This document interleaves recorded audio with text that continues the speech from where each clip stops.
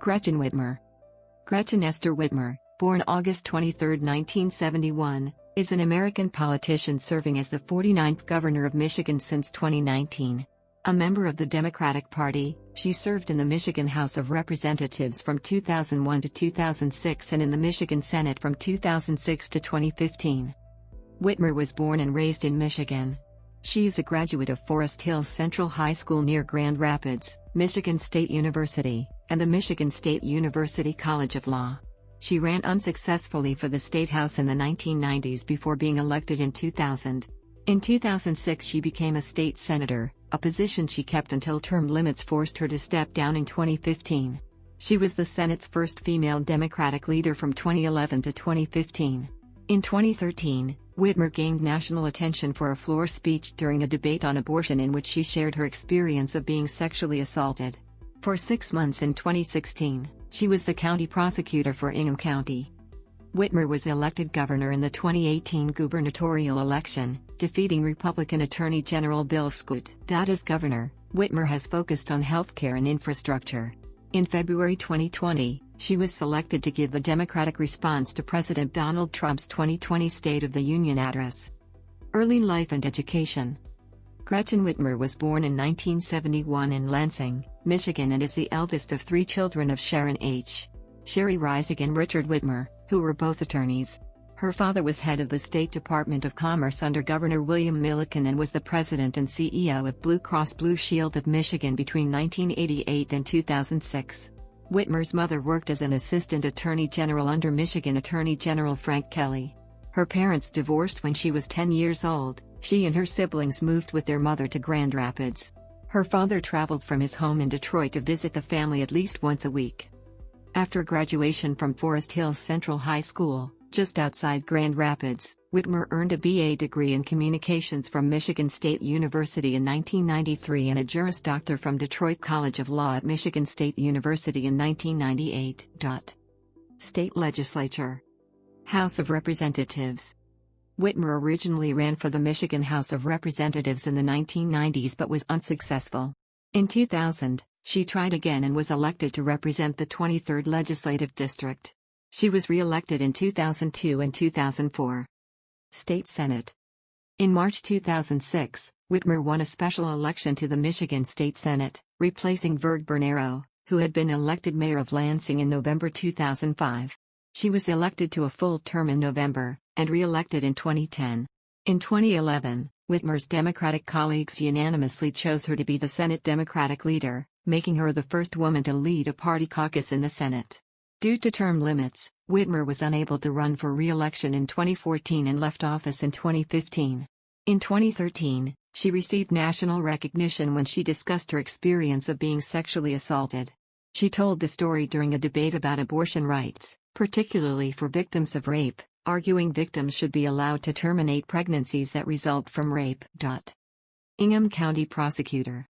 On May 11, 2016, it was announced that the judges of Michigan's 30th Judicial Circuit Court had unanimously selected Whitmer for the remaining 6 months of the term of outgoing Ingham County Prosecutor Stuart Dunnings III after he was arrested on March 14, 2016, and charged with 11 counts of involvement with a prostitute and 4 counts of willful neglect of duty. In a letter dated March 29, 2016, Dunnings announced he would resign effective July 2. On June 21, 2016, Whitmer was administered the oath of office as prosecutor by Ingham County Circuit Court Chief Judge Janelle Lawless. She said her top priorities during her 6 months of service would be to determine if any other officials in the prosecutor's office knew about Dunnings's alleged crimes and to change how the office handled domestic violence and sexual assault cases. On July 22, 2016, Whitmer issued an 11-page report on whether Dunnings's alleged criminal activity had affected cases handled by the office. The report concluded that employees were never asked to compromise a case or look the other way and that she had full confidence that any problem that had existed in his office left with Mr. Dunnings. Whitmer's term expired on December 31, 2016. Governorship. 2018 election. On January 3, 2017, Whitmer announced she would run in the 2018 Michigan gubernatorial race. On August 7, 2018, Whitmer became the Democratic nominee for governor of Michigan. She won all 83 counties in the state in the Democratic primary. In July 2018, Republican officials accused Whitmer of supporting the movement to abolish ICE, a claim Whitmer disputed. She said that if elected she would focus on improving Michigan's fundamentals, such as schools, roads, and water systems. Whitmer's main opponent was Republican Bill Scoot, the term-limited Attorney General of Michigan. The two candidates met for a debate on October 12, 2018, in Grand Rapids at Wood TV. A second debate was held at DIV Studios in Detroit on October 24. Whitmer defeated Scoot in the November 6 election by nearly a 10-point margin. Tenure. Whitmer describes herself as a progressive Democrat who can work with state legislators from different political perspectives. As both a gubernatorial candidate and as governor, one of Whitmer's key pledges was to fix the damn roads, a reference to Michigan's struggling infrastructure. Her initial post-election plan to fund road repairs with a 45-cent per gallon gas tax increase was, however, deeply unpopular, with one poll finding it opposed by 75% of Michigan voters, including majorities of both Democrats and independents. Democratic legislators in Michigan's Republican-controlled legislature largely declined to support the plan, which would have nearly tripled Michigan's gas tax and potentially made it the highest in the nation. Whitmer's first budget earmarked several billions of dollars for investment in infrastructure. In 2019, she struggled with a Republican-controlled legislature to pass a budget and made several concessions. The gubernatorial election and national conversation during Whitmer's time in office focused largely on health care. During the election, she was the only Democratic candidate not to support a single-payer health care system. As governor, she has focused on women's health care and Medicaid expansion. In February 2020, Whitmer was selected to deliver the Democratic response to Donald Trump's 2020 State of the Union address.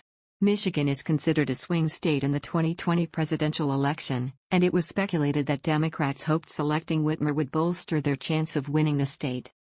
In May 2020, the Edenville Dam gave way after awaiting an overdue report on its safety standards. Whitmer directed the EGLE to form an investigation that state Republicans, flooding victim advocates and dam safety experts criticized, concerned that the state's environmental agency would essentially be investigating itself. Guidelines from the Association of State Dam Safety Officials advocate independent investigators. An inquiry launched by the U.S. House of Representatives later gave the EGLE and FERC a 2-week deadline for answers. COVID-19 pandemic. Whitmer issued a stay-at-home order in response to the coronavirus pandemic in March 2020. This order was met with broad public approval. A March poll found that 69% of Michigan residents supported Whitmer's actions, including 61% of self-identified Republicans. After Whitmer extended the order and tightened restrictions in April, an 8-hour protest against the restrictions organized by the Michigan Conservative Coalition and co-hosted by the Michigan Freedom Fund attracted between 3,000 and 4,000 protesters to the Michigan state capitol. New York Times columnist Charlie Wartzel described the demonstration as twisted, paranoid and racialized, pushed by conspiracy theorists such as Alex Jones. Janine Pirro of Fox News praised the protesters, saying, "God bless them, it's going to happen all over the country." At the time of the protest, more than 1,900 people in Michigan had died after contracting the virus. On April 29, a Michigan judge upheld the order against legal challenge, ruling that our fellow residents have an interest to remain unharmed by a highly communicable and deadly virus. And since the state entered the Union in 1837, it has had the broad power to act for the public health of the entire state when faced with a public crisis. Polling by the Detroit Regional Chamber in mid-April found that 57% of Michigan residents approved of Whitmer's handling of the coronavirus pandemic, including the extension.